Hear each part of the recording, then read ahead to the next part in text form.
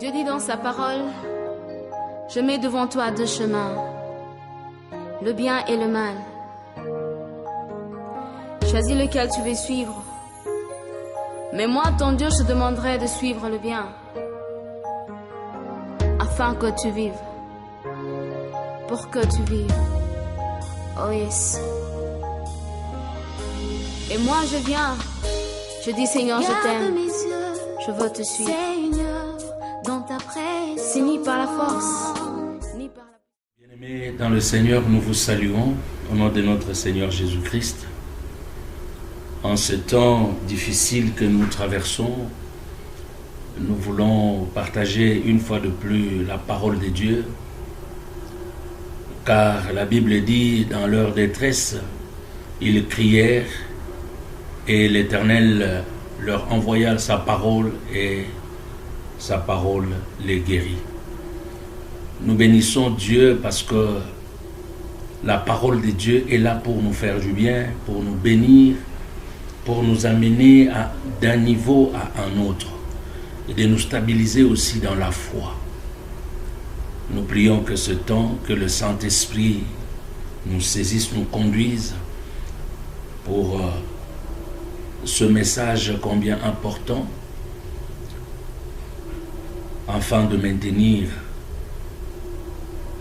notre niveau de la foi pour ne pas broncher. Que Dieu vous bénisse de partout là où vous êtes. Je m'en vais d'emblée dans la Bible où nous allons faire un long passage et j'aimerais que nous puissions vraiment lire ce long passage parce que c'est vraiment très important et vous comprendrez pourquoi de ce long passage. Nous sommes dans le livre de Ésaïe chapitre 5. Ésaïe chapitre 5, je le lis, en fait, nous devons le lire tout le chapitre 5, mais je prendrai quelques passages, c'est-à-dire je ferai une lecture en kangourou. Néanmoins, je commence par le premier verset. La Bible nous dit ceci. « Je chanterai à mon bien-aimé le cantique de mon bien-aimé sur sa vigne. Mon bien-aimé avait une vigne sur un coteau fertile. Il en remua le sol, ôta les pierres et y mit un plan délicieux. Il bâtit une tour au milieu d'elle et il lui creusa aussi une cuve, puis il espéra qu'elle produirait de bons raisins, mais elle en a produit de mauvais. Maintenant donc, habitants de Jérusalem et hommes de Juda, soyez juges entre moi et ma vigne. » Et c'est là d'ailleurs que je tire la pensée du message que je vous transmets en ce jour. Soyez juges entre moi et ma vigne. Mais de quelle vigne il s'agit? Le verset 4. Qu'y avait-il encore à faire à ma vigne que je n'ai pas fait pour elle? Pourquoi quand j'ai espéré qu'elle produirait de bons raisins, en a-t-elle produit de mauvais? Je vous dirai maintenant ce que je vais faire à ma vigne. J'enracherai la haie pour qu'elle soit broutée. J'en abattrai la clôture pour qu'elle soit foulée aux pieds. Je la détruirai en friche. Elle ne sera plus taillée ni cultivée. Les ronces et les épines y croîtront. Et je donnerai mes ordres aux nuées, afin qu'elle ne laisse plus tomber la pluie sur elle. La vigne de l'Éternel des armées, c'est la maison d'Israël. Et l'homme de Juda, c'est le plan qu'il chérissait. Il avait espéré de la droiture, et voici du sang versé, de la justice, et voici le cri de détresse. Verset 8. Malheur à ceux qui ajoutent maison à maison et qui joignent champ à champ, jusqu'à ce qu'ils n'aient plus d'espace et qu'ils habitent seuls au milieu du pays. Voici ce que m'a révélé l'Éternel des armées. Certainement, ces maisons nombreuses seront dévastées ces grandes et belles maisons n'auront plus d'habitants. Même 10 arpents des vignes ne produiront qu'un bas, et un homère des semences ne produira qu'un épha. Malheur à ceux qui de bon matin courent après la boisson enivrante et qui bien avant dans la nuit sont échauffés par le vin. La harpe et le hutte, le tambourin, la flûte et le vin animent leur festin. Mais ils ne prennent point garde à l'œuvre de l'Éternel, et ils ne voient point le travail de ses mains. C'est pourquoi mon peuple sera soudain emmené captif. Sa noblesse mourra de faim, et sa multitude sera desséchée par la soif. C'est pourquoi le séjour de mort ouvre sa bouche, élargit sa gueule outre mesure, alors descendent la magnificence et la richesse de Sion, et sa foule bruyante et joyeuse. Les petits seront abattus, les grands seront humiliés, et les regards des hautains seront abaissés. L'Éternel des armées sera élevé par des jugements, et le Dieu saint sera sanctifié par la justice.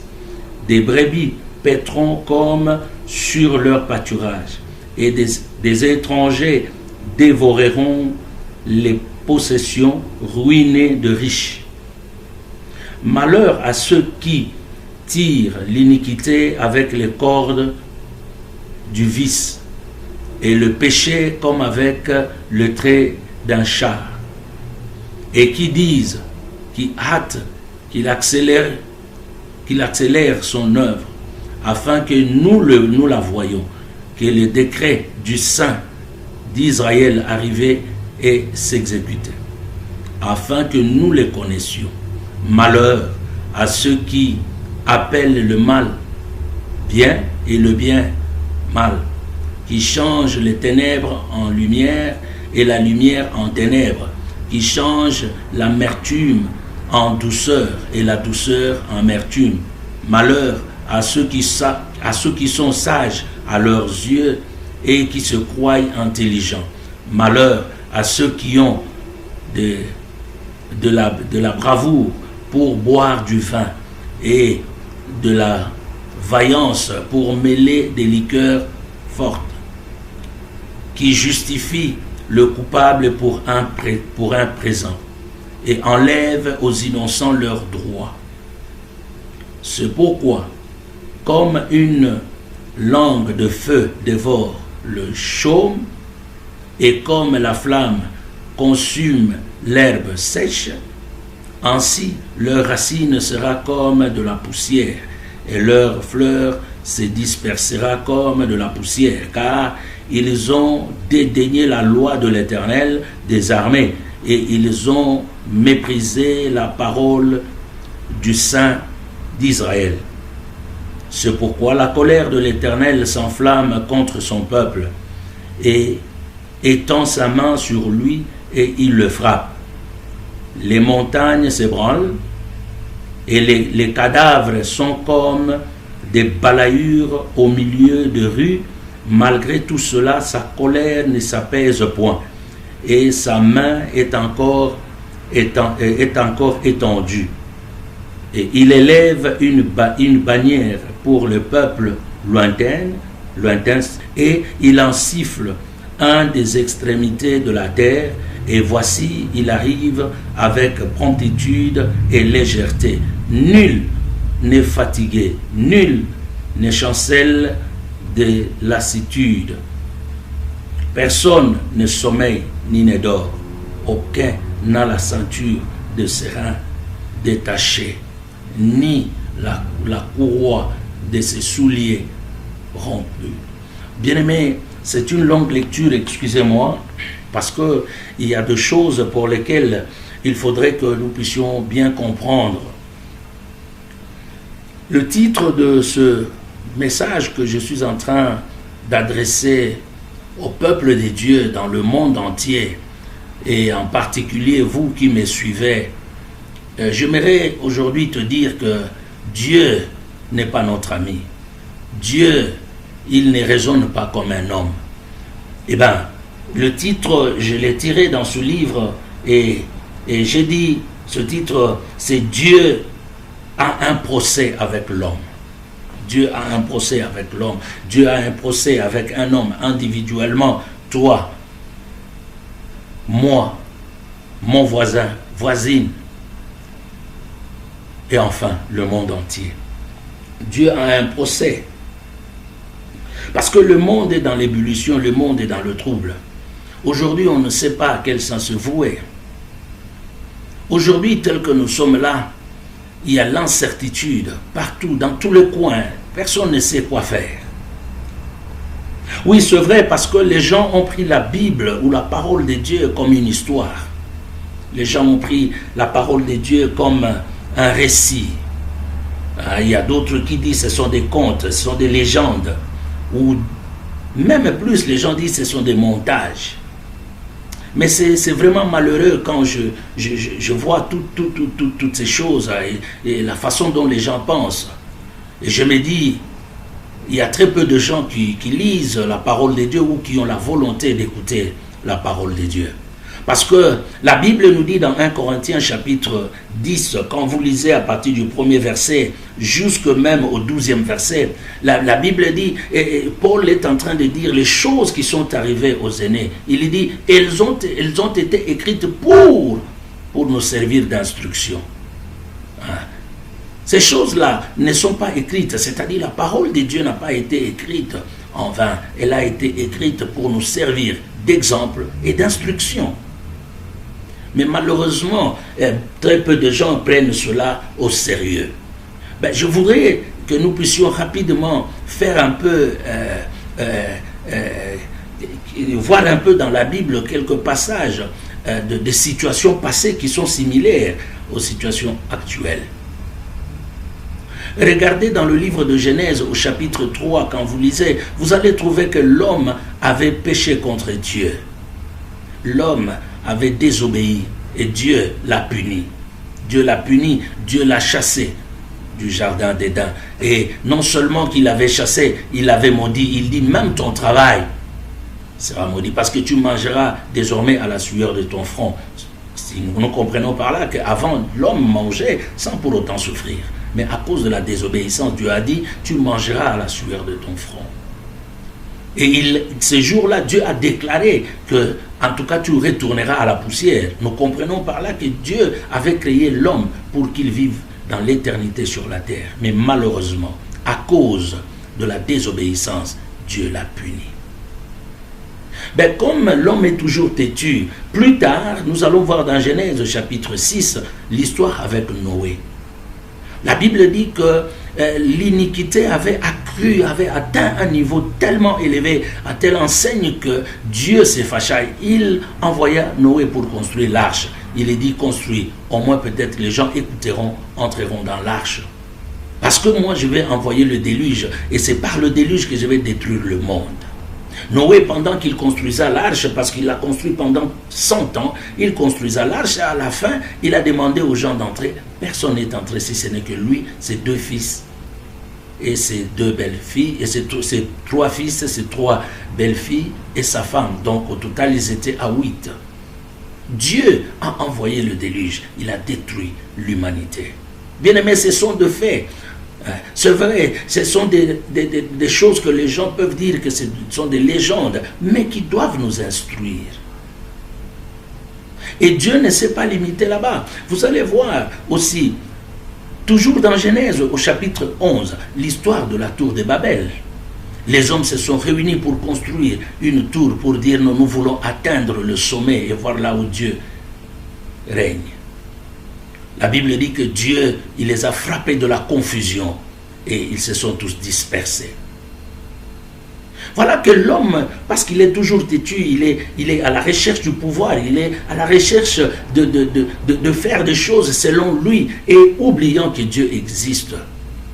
Et aujourd'hui dans le monde, vous voyez, par exemple, le grand bureau de l'Union européenne en Belgique, quand vous regardez sa construction, c'est une tour ou une construction inachevée, à l'image de la tour de cette tour de Babel. Donc l'homme continue toujours à s'enfoncer pendant que Dieu est en train de faire comprendre à l'homme que chaque acte que tu poses, moi aussi je viens te faire voir comment est-ce que tu vas rentrer à mes pieds. Mais l'homme est toujours têtu. Nous voyons encore dans Genèse au chapitre 19 avec l'histoire de Sodome et Gomorrhe. Et vous voyez que Dieu avait détruit Sodome et Gomorrhe et même Jésus-Christ a fait même mention de cela. Il est dit, de la même manière que Dieu avait fait à l'époque de Sodome et Gomorrhe, il le fera. Il a détruit Sodome et Gomorrhe à cause de l'immoralité dans le temps. La fois passée, je vous ai fait voir dans le livre de Nombres au chapitre 21, la Bible dit que le peuple a désobéi à Dieu et Dieu a envoyé un serpent qui a tué beaucoup de gens. La désobéissance amène l'homme à la mort. Oh bien-aimé, je voudrais te dire que Dieu, quand il a dit quelque chose, il le fera. Oui, c'est pour cela que j'ai intitulé ce message que Dieu est en procès avec l'homme. Dans Ésaïe où nous venons de lire, la Bible dit qu'un homme, il avait sa vigne. Il a tout fait pour sa vigne. Il a protégé, il a mené de fumier, il a tout fait vraiment dans le souci demain ou après-demain de voir produire le fruit. Mais malheureusement, et il pose la question, soyez juge entre moi, voyez vous-même, ou soyez juge entre moi et ma vigne. Qu'est-ce que je vais faire? Ce qui lui reste seulement, c'est le couper et le jeter. Il dit, cette vigne, le peuple d'Israël, qu'est-ce que je n'ai pas fait pour ce peuple? Je l'ai enlevé de l'Égypte, je l'ai fait échapper de la servitude de Pharaon. Mais il n'écoute toujours pas. J'ai fait descendre la manne, je lui ai donné. L'homme, il est toujours méchant. Il a fait sortir l'eau du rocher. Il a gardé le peuple d'Israël dans le désert. La Bible dit, la nuit, ils étaient sous une colonne de feu. Oh, et c'est compliqué l'homme.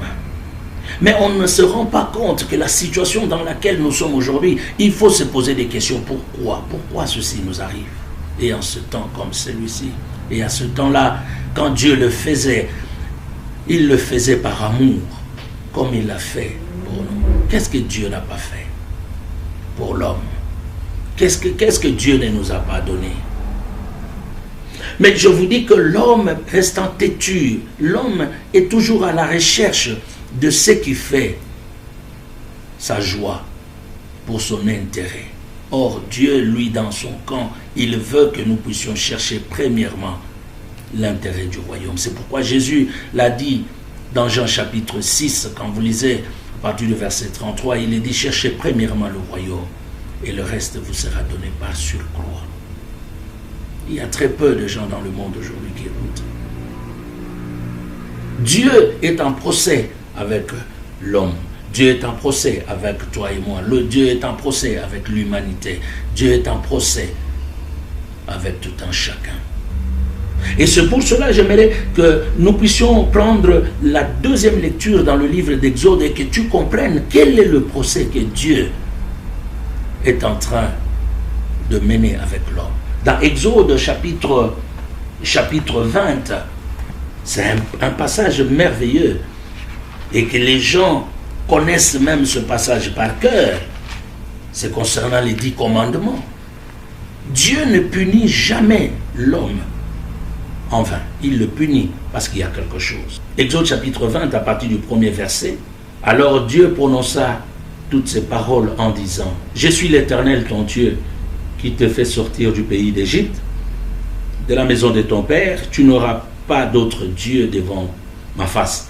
Tu ne te feras point d'image taillée, ni de représentation quelconque des choses qui sont en haut dans les cieux, qui sont en bas sur la terre et qui sont dans les eaux plus bas que la terre. Tu ne te prosterneras point devant elles et tu ne les serviras point, car moi l'Éternel ton Dieu, je suis un Dieu jaloux qui punit l'iniquité de père sur les enfants jusqu'à la 3e et à la 4e génération de ceux qui me haïssent. Je vais directement au verset 12. Il dit, honore ton père et ta mère afin que tes jours se prolongent dans le pays que l'Éternel ton Dieu te donne. Tu ne tueras point, tu ne commettras point d'adultère, tu ne déroberas point, tu ne porteras point de faux témoignages contre ton frère, ton prochain. Tu ne convoiteras point la maison de ton prochain, tu ne convoiteras point la femme de ton prochain, ni son serviteur, ni sa servante, ni son bœuf, ni son âne, ni aucune chose qui appartienne à ton prochain. Bien-aimé, je voudrais te faire comprendre pourquoi Dieu est dans un procès avec l'humanité aujourd'hui. Dieu est en procès avec l'humanité parce que les gens n'ont pas respecté ses commandements. Et je parle avec amertume dans mon cœur de voir qu'aujourd'hui les gens sont en train de regretter ce qui se passe. Dans Ésaïe, nous l'avons vu, il est dit que vos cadavres seront partout. Et aujourd'hui, c'est ce que nous voyons. Mais on ne réalise pas quelles sont les causes. Parce que les causes produisent les effets. Le coronavirus, les morts et tout ça, ce sont les effets, ce sont les conséquences de ces causes. Quelles sont les causes? Et au verset 3 et 4, il dit, tu n'auras pas un autre Dieu. Tu ne te feras pas une image taillée. Mais bien aimé, regardez aujourd'hui combien de gens ont leur Dieu. Il y a des gens qui sont devenus des dieux eux-mêmes.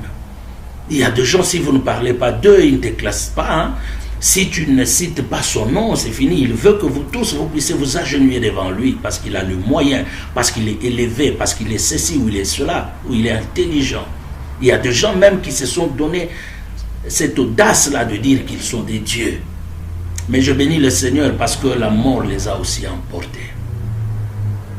Tu ne te feras pas d'image taillée. Il y a des gens qui ont des idoles dans leur maison, dans leur parcelle. Il y a des gens qui ont des photos, des statues de Marie, de Jésus, et ils sont en train de se prosterner devant ces choses.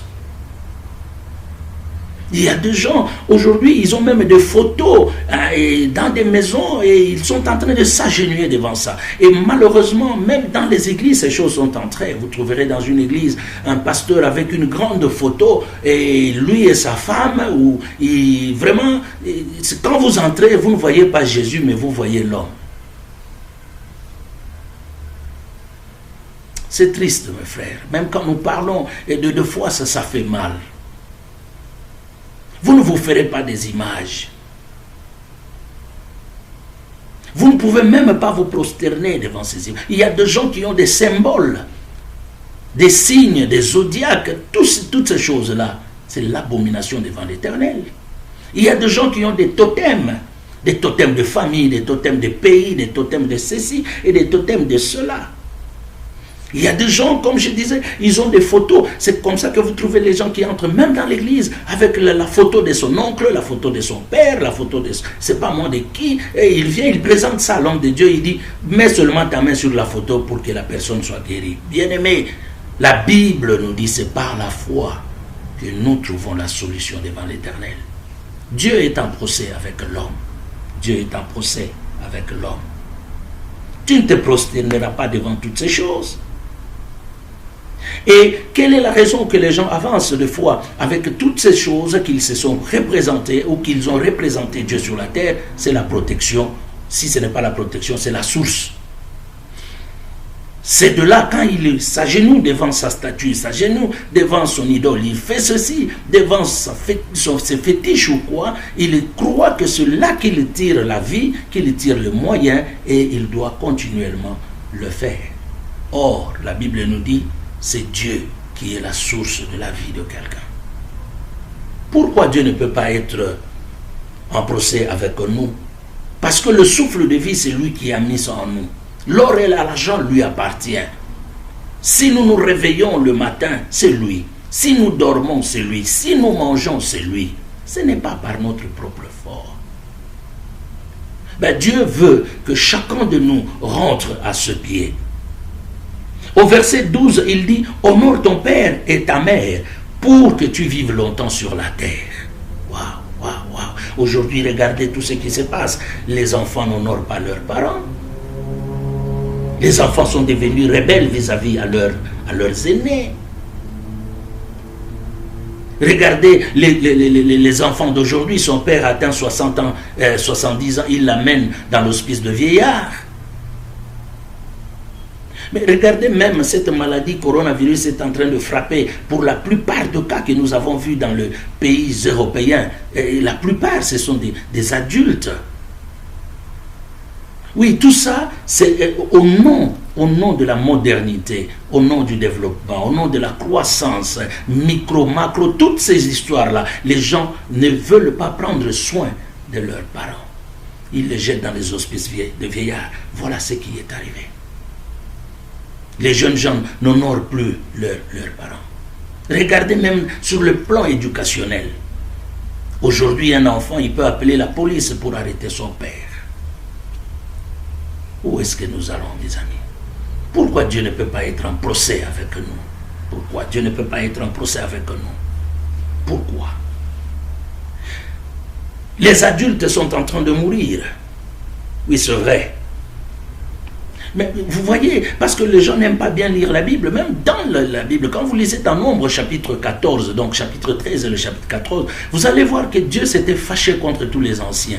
Il dit à Moïse, tous ceux qui sont sortis de l'Égypte, il n'y a personne qui entrera dans la terre promise, parce qu'ils ne m'ont pas obéi. Ils n'ont pas placé leur confiance en moi. Regardez les adultes d'hier ou d'aujourd'hui. C'est très peu de gens qui parlent encore de la parole de Dieu à leurs enfants. Pourquoi Dieu ne peut pas être en procès? Parce que lui-même dit, il dit, donne mes commandements à tes enfants, de sorte que quand ils grandiront, qu'ils ne puissent pas s'en détourner. Est-ce que ces adultes, aujourd'hui, est-ce que vous enseignez à vos enfants la parole? Pour que quand ils seront adultes, qu'ils savent ce qui est bien et ce qui est mal. Pourquoi Dieu ne peut pas être en procès avec nous? Au verset 13, il dit, tu ne tueras point. Wow.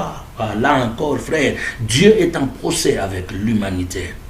Et à la fin, je vais te dire qu'est-ce qu'il faut faire. Il dit, tu ne tueras point. Mais regardez, aujourd'hui, des meurtres dans tous les coins, dans tous les pays, les gens s'entretuent.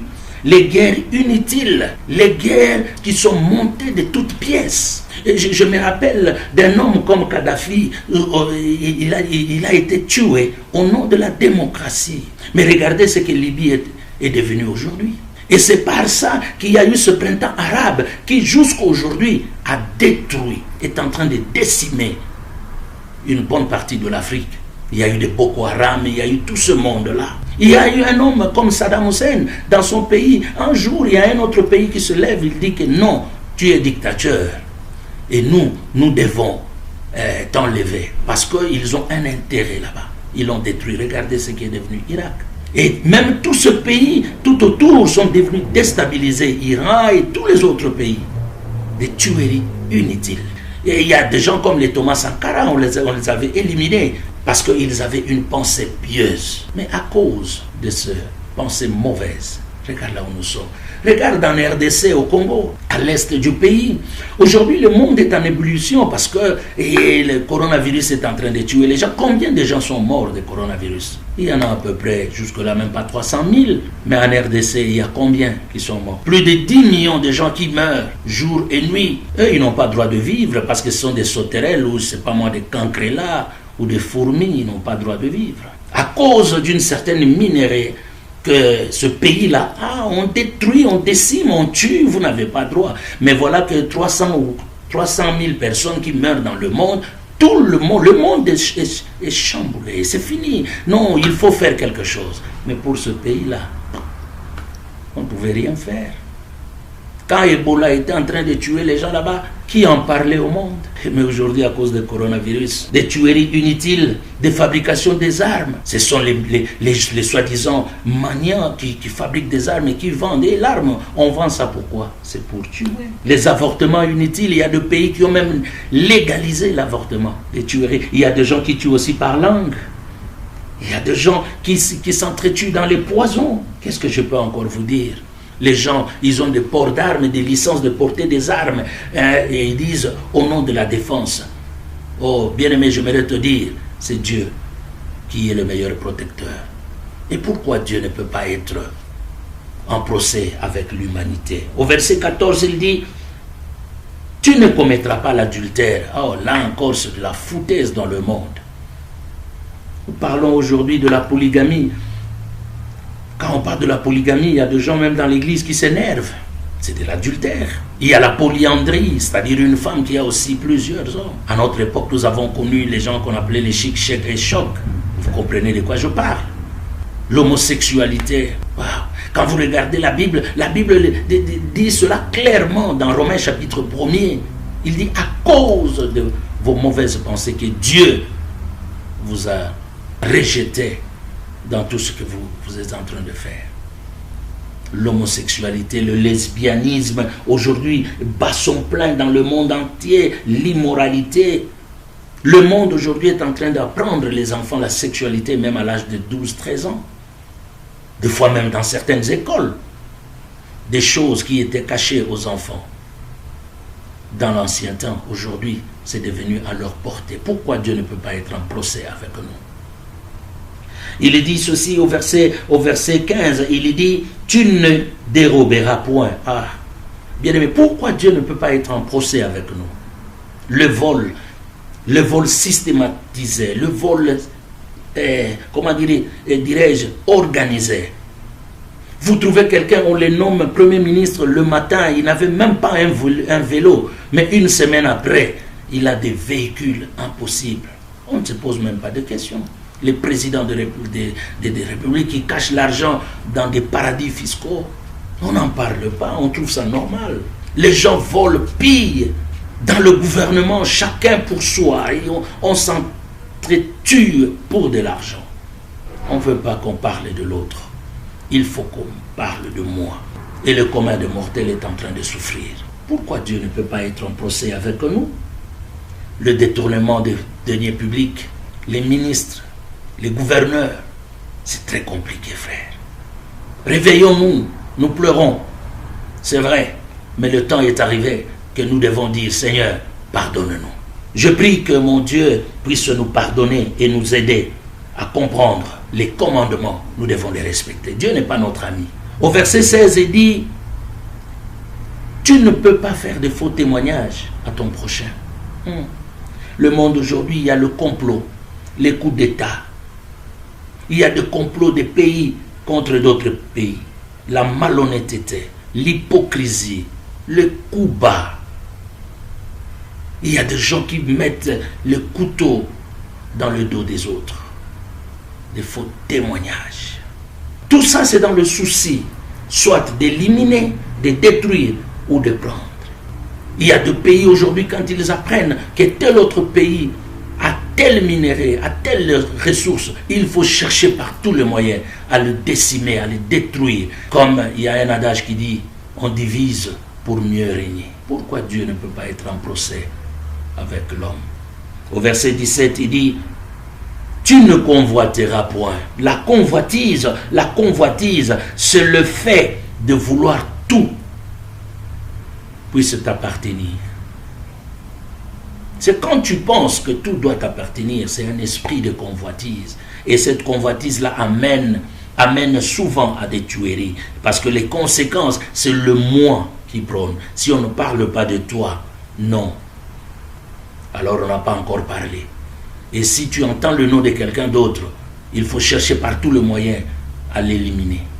Soit à le faire enlever de son poste, soit à le tuer complètement, soit à fermer toutes les portes, de l'anéantir financièrement, matériellement, qui par après sera moralement abattu. Et il peut même arriver à mourir. à cause de la convoitise. Un pays qui convoite un autre pays. Les gens s'entretuent pour les postes. Dans les églises, n'en parlons pas.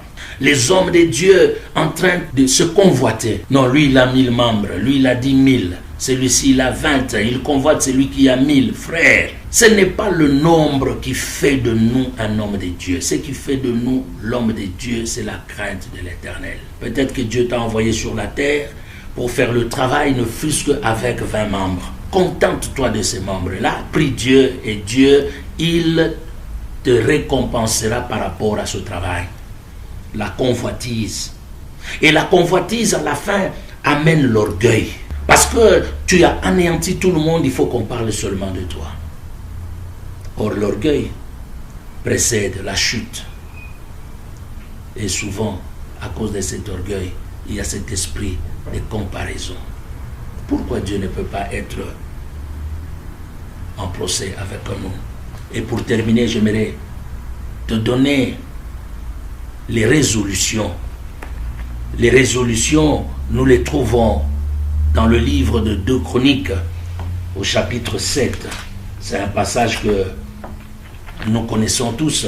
Je vais lire seulement du 13 au 15. Il est dit: quand je fermerai le ciel et qu'il n'y aura point de pluie, quand j'ordonnerai aux sauterelles de consumer le pays, quand j'enverrai la peste parmi mon peuple, si mon peuple sur qui est invoqué mon nom s'humilie, prie et cherche ma face, et s'il se détourne de ses mauvaises voies, je t'exaucerai des cieux et je lui pardonnerai son péché et je guérirai son pays.